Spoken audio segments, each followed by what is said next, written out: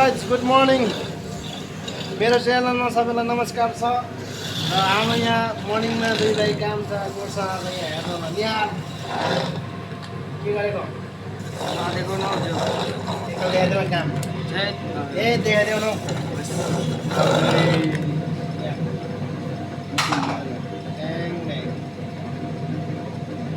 महिनाका 30,000 टक्कै हो।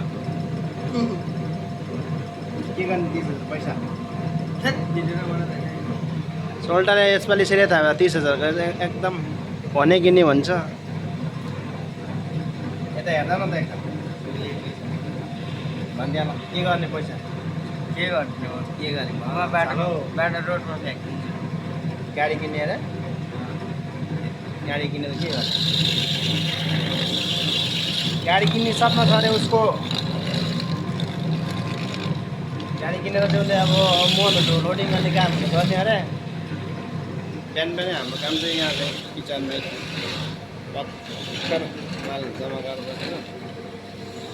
बिहान बिहानै हेर नै हामीले 5-6 बजी आउनु पर्छ काममा। 2 भाइको मात्रै हुन्छ काम बिहान होटल जस्तो छ यो माथि किचन हो। काम राम्रै आएको छ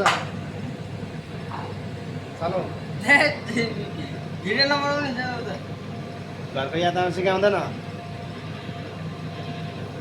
पढ भन्दा पढ्दैन। घन्टा भन्यो पढ्ने बेलामा त ग्याटिस बोकेर हिँड्छ बगान बगान। अन्त अहिले यहाँ घरको याद आउनु सिकाउँदैन भनेको घरको याद आउनु सिकाउँदैन आउँदैन। पैसा खेलाउने बानी भन्छ नि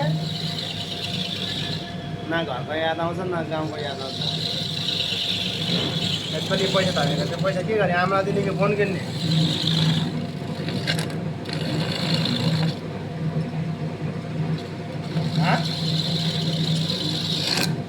फ्याँकिदिन्छु बाटोमा बाटोमा फ्याँक्ने के भन्छ छिटो भनिदिएन भन्नु त बाटोमा बाटोमा फ्याँक्ने अरू टिप्ला नि मतलब अम्बानीको छोरा भयो। यो टाइममा घरमा ओछ्यान लगाएर सुतिराख्ने राख्ने भुटा च्यापेर खाएको बेलामा यसरी अलिकति सामान पाएन भने कस्तो गाली खान्छ। त्यसै होटलको काम सोची सम्झिकन आउने बाहिर यहाँ जस्तो पस्ताउनु पर्ला नि। फेरि भेनाले नरेल छिल्नेमा काम लगाइदिएछ यहाँ पढ्ने बेलामा त पढिहाल्नु नि। फेरि ऊ त 10मा फेरि 3 चोटि पास भएको नि। फेरि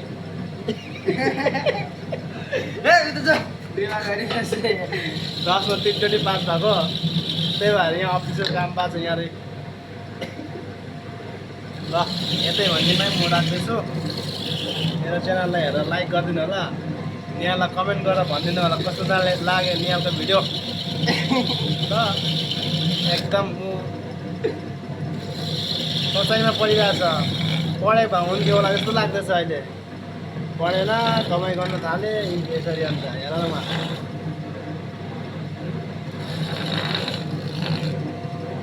राति 10-11 बजी रुममा जान्छ 2 बजी सुत्छ बिहान आराम लाउँछ 5 बजी उठाइ हुन्छ 7 बजी कहाँबाट भ्याउँछ। ठिक छ काम गरेर आमा बाबाले पढाउने बेला पढाउँदा जे गरी हुन्छ। अहिले यसरी भिडियो लागिँदैन भएन चलो बाई बाई।